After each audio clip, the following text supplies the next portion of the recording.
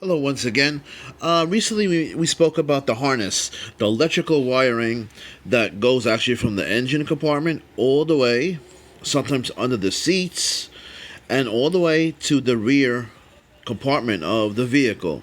So this is basically what you're dealing with, wiring all over the vehicle.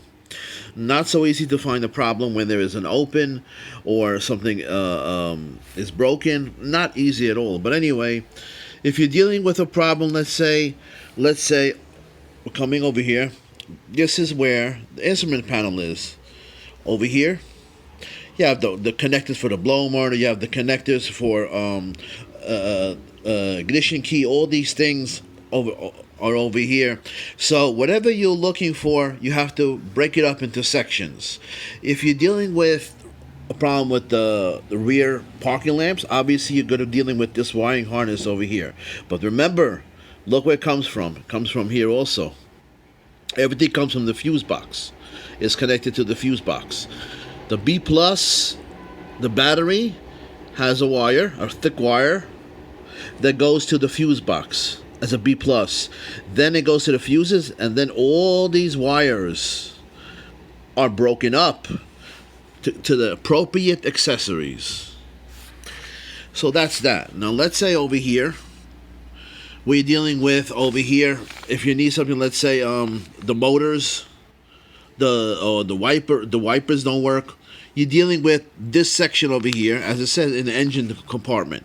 So whatever your problem is, you're dealing with that section of that vehicle. But still, remember, it comes from the fuses, which comes from obviously the battery. Now, let's go to a different thing, actually. This is the chart that I made one time, actually the video, of all the symbols, and I explain what they are and how they function, actually their functions. In this one, we're going to talk about this one, so we're just going to go over this one. This is a closed one, means it's normally closed. If I want to activate it, I'm going to open it. This one means usually at rest, usually it is open. See, this is not connected to this line. It's usually open.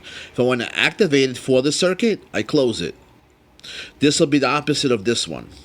Now, let's use this in our demonstration. Before we do that, I was asked a comment about the computers. Computers, whether it's an ECM, this is abbreviated electronic control module, whether it's a PCM, whether it's a TCM, whether it's a ECU, whether it's a Honda, whatever the make or model is, you have to remember two things that have to come in right into your thinking. What does a computer need? It needs a B plus, a voltage, and it needs a ground. That's the first thing that comes to your mind. If I don't have a B plus and a ground, doesn't matter to me how many components, how many sensors I have as inputs or outputs, it's not going to happen. It needs a B plus and a ground. Second thing that should come to your mind, what else does a computer need? Computer needs inputs.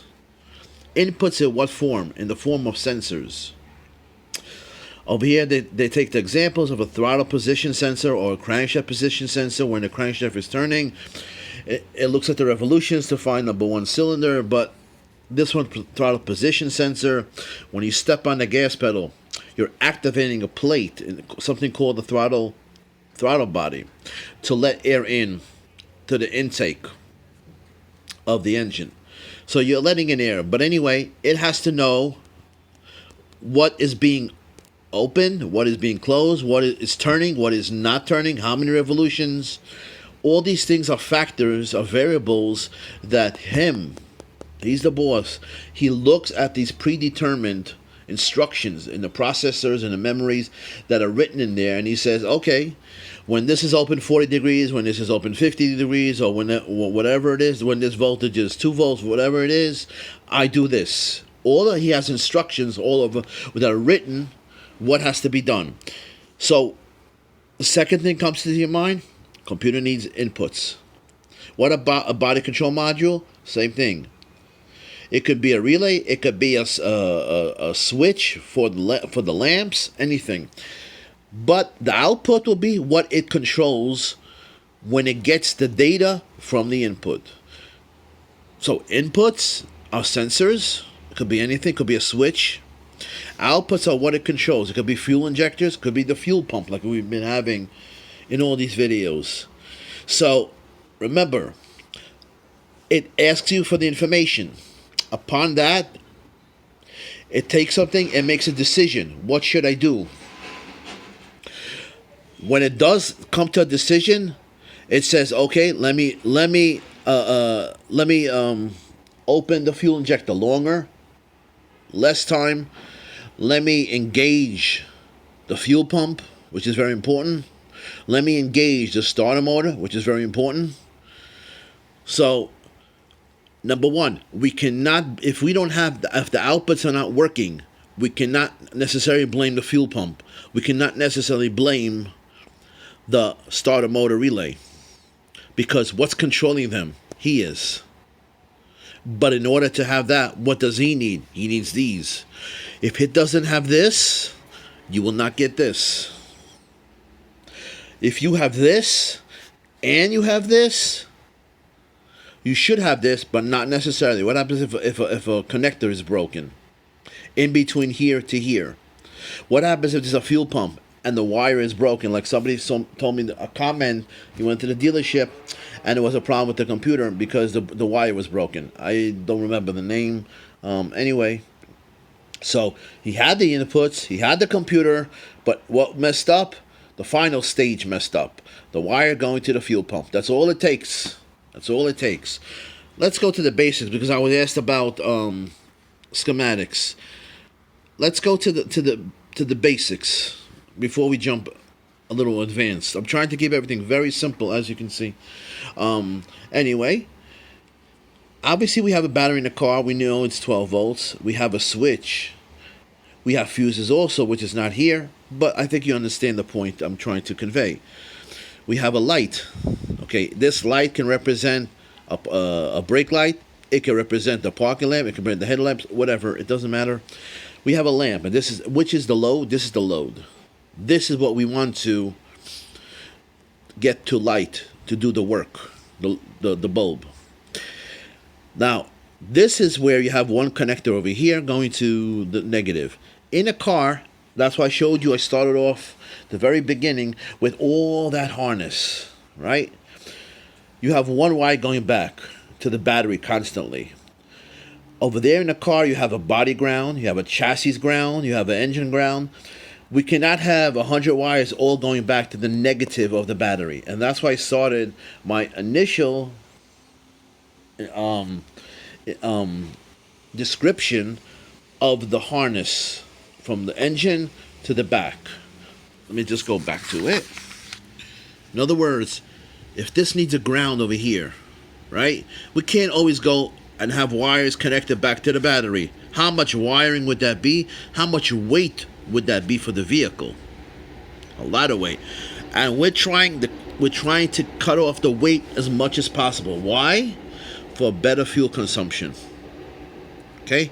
So a 4-cylinder obviously has less weight than an 8-cylinder. So, right? So we think, okay, the fuel should be better. But in my opinion, the weight should be better. Right? How about trying to make an 8-cylinder with less weight? That would be a challenge to me. So, anyway, let's say the bulb's over here. The brake bulbs are over there. So, instead of taking this wire right back, we put it to a chassis ground or a body ground. Same thing. As long as the current can flow. So the comment that I was asked about that, still current can flow. It doesn't matter. As long as it's conductive. The body chassis, the chassis, the body, as long as current can flow through metal, through anything, it's good. Now, we don't have a fuse, we have a switch. So the current will flow here, through here, to the bulb, come out the other side of the bulb, and back to the battery. If I had 2 amps over here, like he was discussing, if I have 2 amps, regardless if you think about a conventional current flow, electron current flow, it doesn't make a difference to me. If I have 2 amps coming to the battery, leaving the battery, going to light this bulb, going in this side, coming out this side, if I have 2 amps going over here, on the condition that the switch is closed, how much should I have coming out here? 2 amps. How much should I have going back to the battery, the negative? 2 amps. So 2 amps left the battery, guess what? How much should come back? 2 amps. If 3 amps left the battery, 3 amps should come back, not 1 amp. What happened to the other 2 amps? Okay? That's number one. That's number one. You need a complete path. If this was a fuel pump, this went to ground, right? I need a complete path. The current cannot just go and wait here if this is broken. The current cannot just go and wait here and say, okay, I'll wait here until you fix this broken wire or the switch, whatever. No, it's one or all deal. If the current can't flow, then the current will not flow. It cannot flow completely. It will not flow at all. It won't go to this point and stand there. No. Now, let's take this. Let's take this a little. Instead of this switch, let's put ignition switch. Will anything change? Will anything change to the light bulb as far as he's concerned? No. As long as you're in the correct position, in the run position or the start position to make an electrical connection, he doesn't care. Battery don't care, right? So we put an ignition switch over here. So what did we do? For automotive purposes, this was a plain circuit. We took this ground and we put it, instead of going right back to the battery, we put it to the engine ground or a chassis ground or the body. Oh, that's number one. Number two, we took the switch, a regular switch, we put an ignition switch. Fine. Now, number three, in between the switch and here, what are we going to do? We're going to put a computer module. And the relay. So, now this has to go through the relay and through the computer to let him go on. Now we're making things more complicated, right? Now what is that module called if it has to do with lights, interior lights or exterior lights? The body control module for GMs, the BCM. So that controls the lights. It's not only enough to have a switch, it's not only enough to have a relay, we need a computer to decide when to ground the relay that gives it 12 volts to light him. Now we made things difficult. But you see how it works? Same thing. Current will still have a current path to go. It'll go through the computer module. But the more components you have, the more problems you have of components malfunctioning and having a defect. Now, one brake light. Now we know we have 2 brake lights. We made 2 brake lights over here. But remember, we took this, we went to the engine ground, the engine block. We took this and we put an ignition switch. So far it's the same circuit. We took this in between here and we put a computer and a relay. So far it's the same circuit. What's the difference? Obviously, this was a series circuit. I have 12 volts across this regardless. What is this called? Called a series. That I made so many videos about Ohm's law and series and parallel in the beginning. This is parallel. If I have 12 volts across one brake light, let's say this is the left, this is the right, how much should I have across the other one? 12 volts. Why? This is the same connection. This is the same point of connection. That's why every diagram that I go over, well, mostly, I shouldn't say every diagram, but the majority, I try to compromise. Every time I go through a switch and I go out of a switch, I always try to stress the point, how much you have here? 12 volts. How much you have here? 12 volts. Why? Because there is no voltage loss across a switch. It's just a piece of wire. Now, let's analyze that and let's put that to theory. So I have 12 volts across the switch, you're telling me, Joseph, right? How about from here to here? Just a piece of wire. Did I lose any voltage from here to here? No, I shouldn't. I should have 12 volts here. What about here? Between here and here? Isn't this just a piece of wire? This is the same point as this point. With reference to voltage, not current. Current will split up. They call this a splice, I call this a node. So, first let's do the voltage part of it. The voltage will tell us 12 volts across this brake line on the left, 12 volts across the brake light on the right. Okay? Always, it's called a parallel circuit. What will be the outcome over here? 0 volts. Why? It's connected to ground. Well, where's all the 12 volts going to be across? This, the bulb. How do I know that? If it's 12 volts over here and I measure 0 volts over here, where do I lose all the 12 volts? On the load, on the bulb, on the brake light. Okay? Alright, I hope you understand that. Okay, taking that into consideration, that's voltage. I did not even use the word current yet. Let's say we have 2 amps over here, based on the resistance of these two, of the brake lights. If this has equal resistance and this has equal resistance, how much amps should I get if there's 2 amps coming here? The current is waiting over here and it's saying, I have 2 paths to go. You know the current loves the path with the least amount of resistance. Well, you know what? We're not going to accommodate him like that. We're going to give him equal resistance here, equal resistance here. What do I mean?